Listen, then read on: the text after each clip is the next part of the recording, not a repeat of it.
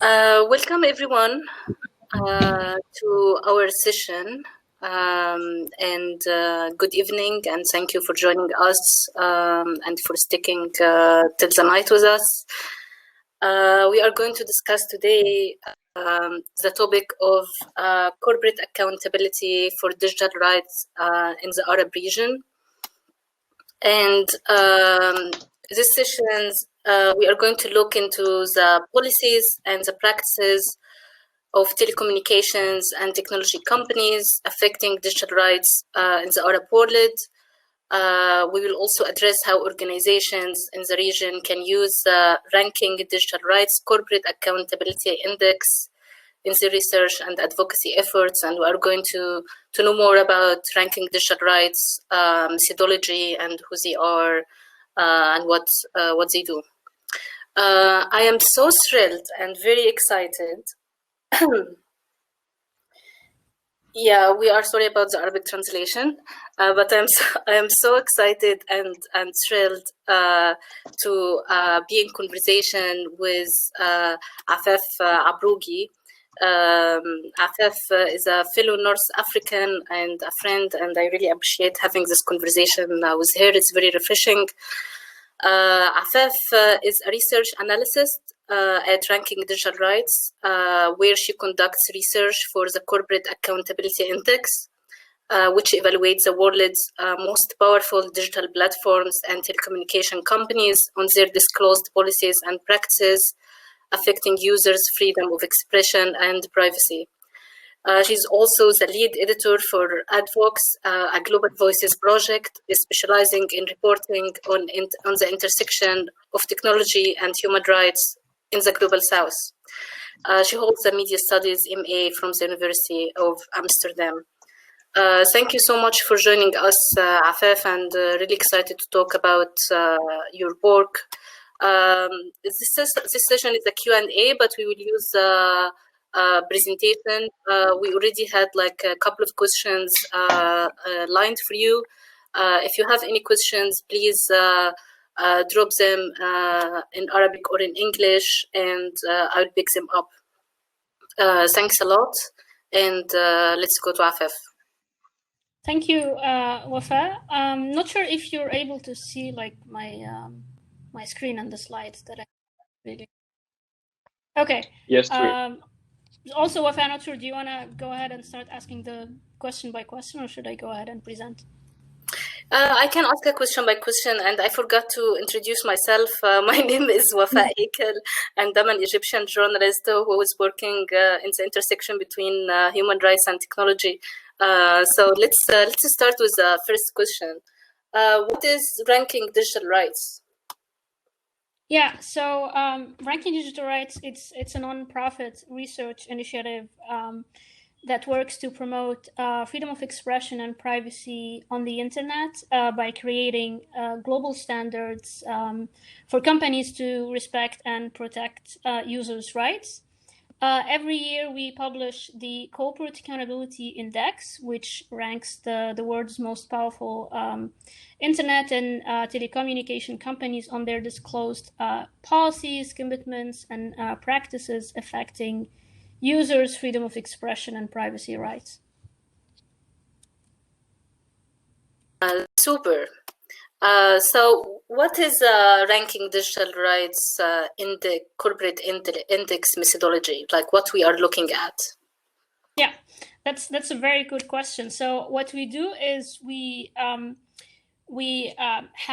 assess companies on a set of indicators or questions that are divided into 3 different categories: governance, freedom of expression, and privacy.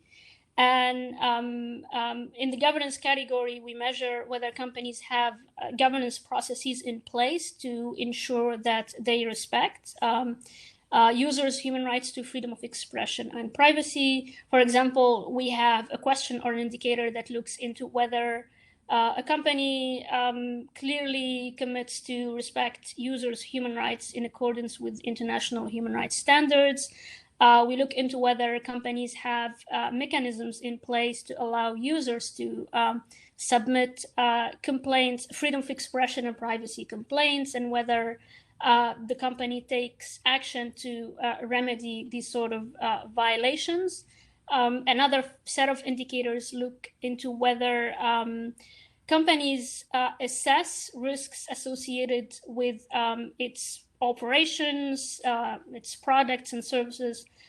For example, when it enters into a new market, does it assess what the risk could be for user freedom of expression and privacy, or whether a company assesses whether its use of algorithmic systems, for example, to moderate content or to do any or any other for any other purpose, whether it assesses the use of such systems could impact users' freedom of expression and privacy. The second category is freedom of expression. And here we seek evidence that a company demonstrates that it respects the right to freedom of expression and information. For example, we have questions and indicators that look into whether companies publish transparency reports about content and account restrictions in response to government demands, for example, or whether a company publishes data about its own actions to enforce its rules. For example, when it moderates content, does it publish, let's say, a report every 6 months or 3 months on the number of content or accounts affected by its content moderation actions? In the case of telecommunication companies, we look into whether companies clearly commit to network neutrality and whether, for example, they disclose how their process for responding to government shutdown demands. In the privacy category, we measure whether a company demonstrates concrete ways in which it respects users' right to privacy. Once again, we look also into whether companies disclose or are transparent about how they respond to government demands for user information, whether they publish transparency reports about such requests.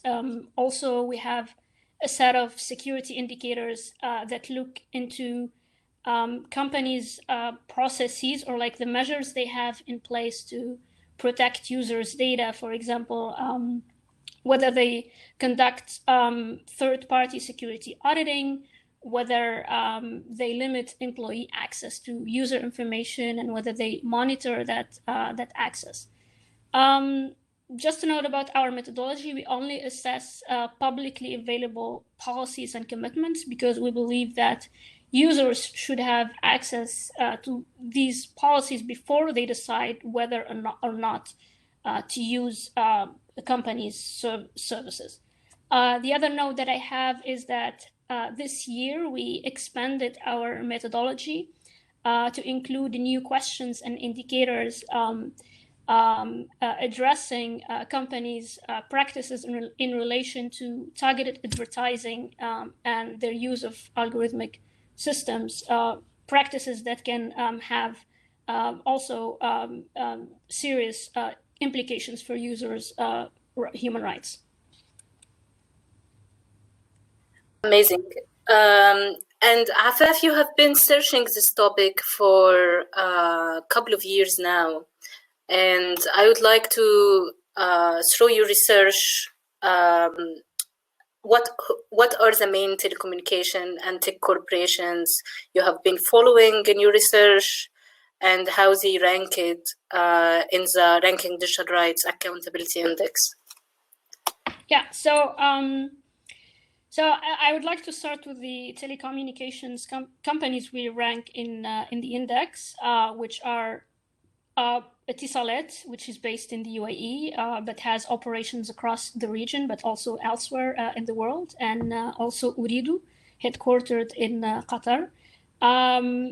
So these two telecommunication companies, in the 2019 RDR index, which we published last year, they performed poorly, and they have actually, throughout the years, they have been performing poorly.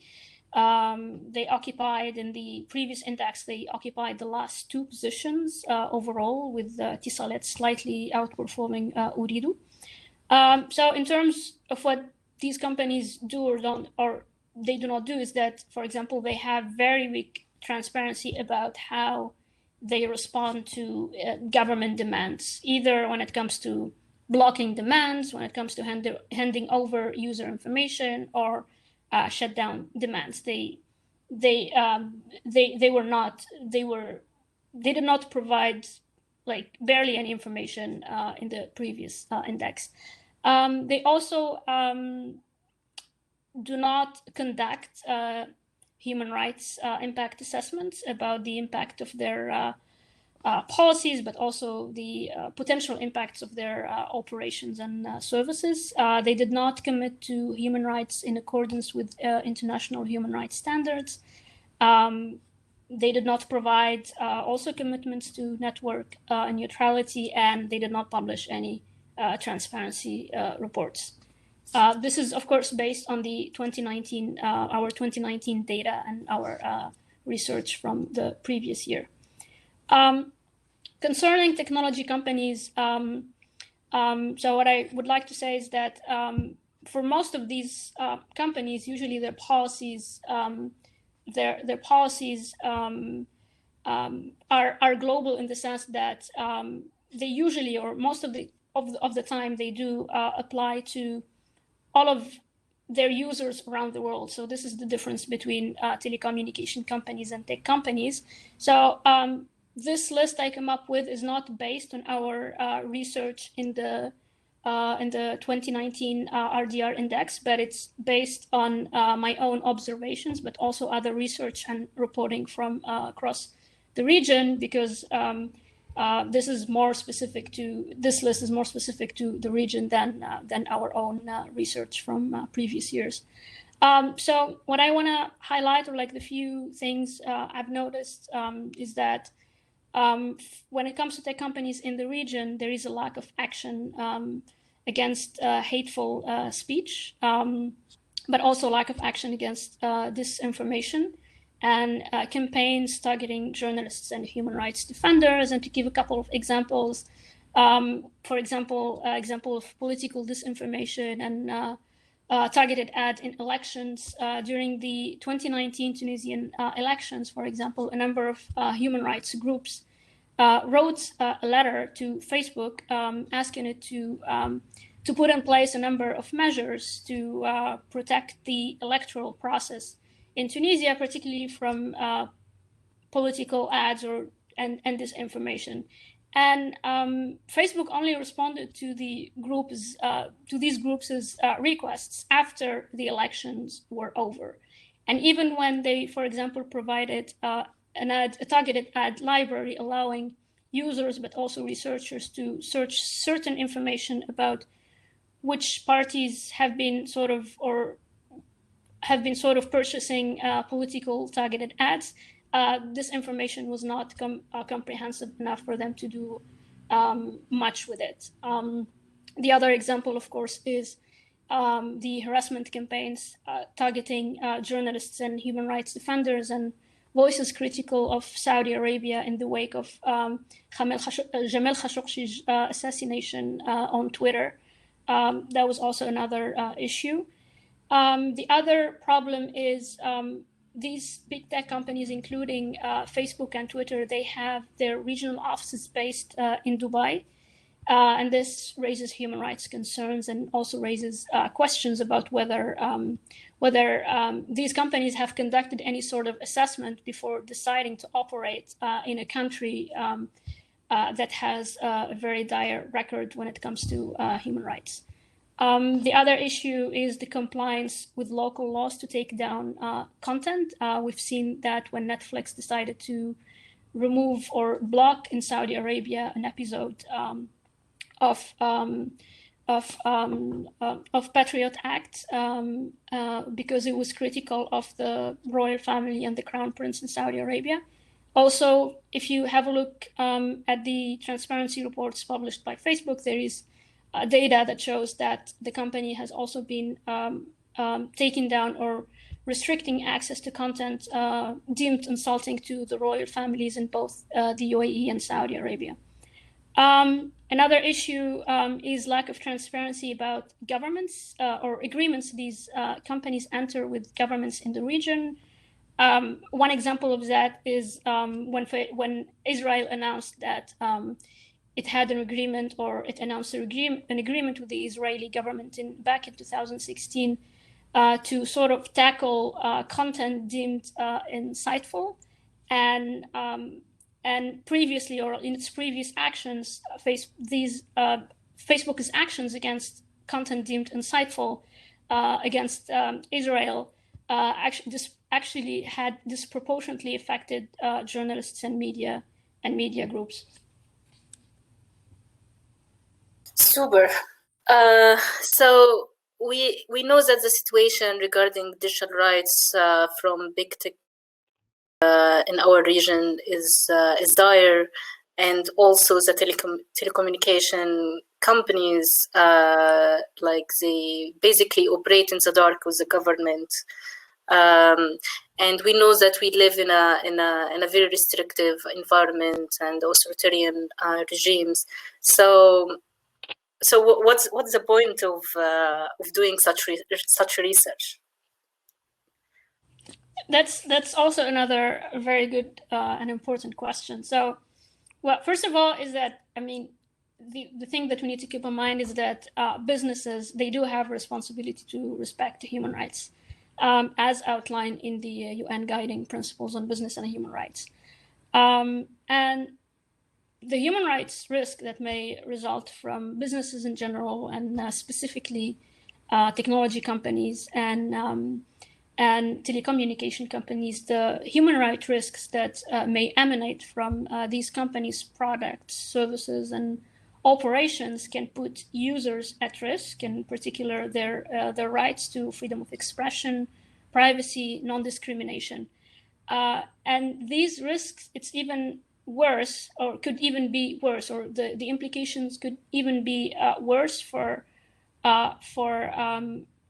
users when they are based in a repressive environment like the Arab region.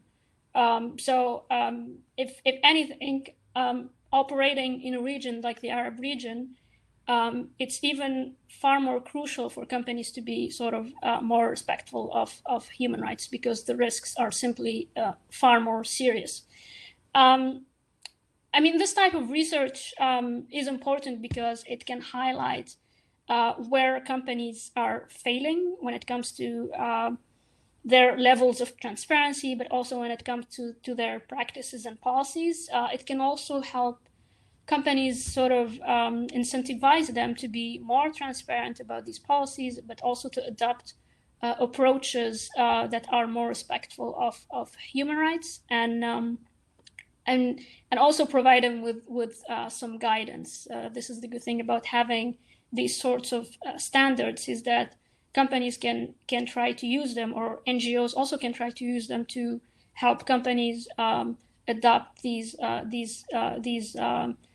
standards to help them respect the human rights. And do you know if if such companies do such practices to evaluate their transparency inside? Do we have like any insights about how is this happening inside especially telecommunication companies in the Arab region? Well, I mean, all I can say is that I mean, we have the data that's there. I mean, I know that SMEX previously, when it did publish research and used the RDR methodology to publish research about assessing also companies' policies and disclosures in the region, but focusing on mobile operators. One of the key findings was that most of the companies, the vast majority of them, do not even have publicly available privacy policies and terms of service. So, I mean, I don't know, like, to what extent our companies in the region in general are aware of this kind of research or this kind of data, and how they can use data, but all I can say is that companies in the region are lagging behind. I mean, even and not just companies that are state-owned, but also companies that operate in regulatory environments where they have more room to improve, like, for example, in Tunisia. And certain also, some of these companies are subsidiaries of multinational operations like Orange, Vodafone, and while looking at the whole market levels of these companies, you see that they make these commitments to human rights and they publish privacy policies. And when doing research and looking at the subsidiaries of these companies, for example, in countries like Tunisia, Vodafone, like Tunisia, Egypt, Jordan, there is like a gap between how much companies are sort of transparent and how much they are disclosing their home markets than in the region. So how we can adapt ranking digital rights methodologies? Yeah, so first of all, human rights organizations or activists or any other group that would like to use our methodology, it's that's totally up to them how to use it, to adapt it to their own context and the issues that are most urgent in their regions and in their countries. Our methodology is open to the public, and anyone can adopt it however they see fit. Previously, SMAX published a research in 2018 assessing the disclosures and privacy policies in terms of service of mobile operators. It was a choice to focus on mobile operators. Other groups may want to rank other types of companies, or they can choose whatever questions they would like to use. They can, for example, choose to focus on one issue, for example, government demands, and not focus on other issues. It's totally up to them. This is the issue of adaptations. Also, I think how our methodology can be used is it can be, I mean, these indicators can serve as standards for what companies' policies or like should look like, but also how they should behave in certain situations or and when it comes to certain issues. This could be useful, for example, for journalists and activists reporting on digital rights, and they can use our standards to sort of help them to get a little bit some clue about how companies should behave. For example, if they are reporting on a shutdown or like that happened in a particular country in the region, they can look at our shutdown indicator and see whether companies, for example, are respecting these standards or not. For example, whether they are notifying users before a shutdown happens, or whether they are pushing back against shutdowns that are not legal, for example. And also, it's possible to use our data in advocacy campaigns if human rights groups or digital rights groups would like to, for example, ask a particular company to improve its policies or practices regarding a particular issue. They can use our data and see how companies are performing in that issue or in that area. Yeah, I have been looking into the ranking digital rights indicators, and I think if like applied in every country, you can get like a review for digital rights situation for corporates and companies in your country. So I think it's a great resource. So we are opening, we have 6 minutes left, so we're opening the floor for questions from the audience, and it's also aligned with your last slide. We have a question from someone called Mohammed Najm. I know we have been following Uridu and Etisalat for some time and published few RDR research methodologies. But what can we do in terms of advocacy to push them to be more respected to digital rights?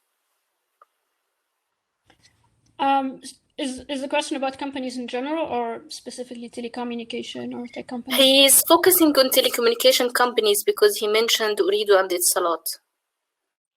Okay, so I mean, I think what could be helpful maybe to sort of try to, because we have the data. I mean, we published the data at that we have at Ranking Digital Rights. But the issue is that the data on itself wouldn't do much if we don't try to engage with companies, or if we don't try to maybe reach out directly to them and try to sort of persuade them and to have a conversation with them about how they can improve, or what they could do to adopt more sort of approaches that respect more human rights. So I think in this area, I think, and thinking about companies like Tisalat and Uridu, I would suggest, I mean, or I think it would be helpful for local groups, or a regional human rights group like SMEX, to try to organize a campaign maybe around that data, and try to see whether and how they can reach out to the right people at the company and try to start an engagement process with them, and maybe involve other communities at risk, or other users that are most likely to be affected by these companies' policies. I would add social media campaigns to the public. Okay, Afaf, can you take us to tell us how we can save ourselves from our reality? Like, what's your recommendations for this situation? That's a very philosophical question. I'm not sure if I can answer. But I mean, are you talking about recommendations specifically targeted, to whom exactly? Like companies, us? To companies, governments, and telecommunication companies. Yeah. So for telecommunication companies, I think the first, at least looking again at the data and the research that was published by SMEX in 2018, the first step would be make your policies, terms of service and privacy policies, available to your users. That's the most important step. Taking a look at our context, at what are the most urgent issues in our region. For telecommunication companies, I think it's important to sort of be more transparent about how they handle government shutdown demands and government blocking orders. And again, it depends on which country. I know for certain countries, it's more complicated, or it's harder to be sort of it's hard a little bit, maybe even impossible to challenge these government demands, but at least be transparent when they happen. Try to notify your users, try to let your users know. If possible, publish data about these types of requests and also whenever possible, try to push back. I mean, because in certain contexts, there is no law that mandates these kind of demands, but certain companies, they get a call from a minister or government official, and they decide to comply immediately, even in the absence of a legal process. For telecommunication companies operating in the region, it's very important that they hire content moderators that speak different language, not just Arabic, but not just Fusha, but the different dialects. Someone who's a content moderator who's Egyptian, or he speaks Egyptian, is probably not going to understand what's going on in Morocco when he reads or she reads a post, so different dialects. Train these moderators on human rights. Do more human rights impact assessments, particularly if you're going to open an office in a country like the UAE. I think it's very important. And also, in general, be more transparent about these agreements that they enter with governments. Be more transparent about them. And again, it's important to conduct human rights impact assessments about them. 1 minute left, and we have a question that says, what are one of the most recent major cases where big tech companies or telecom companies were held accountable? That's a very good question. I am trying to think if there has been any case like that in the region. In the region, I don't know. Najm is saying that the most recent case was Apple.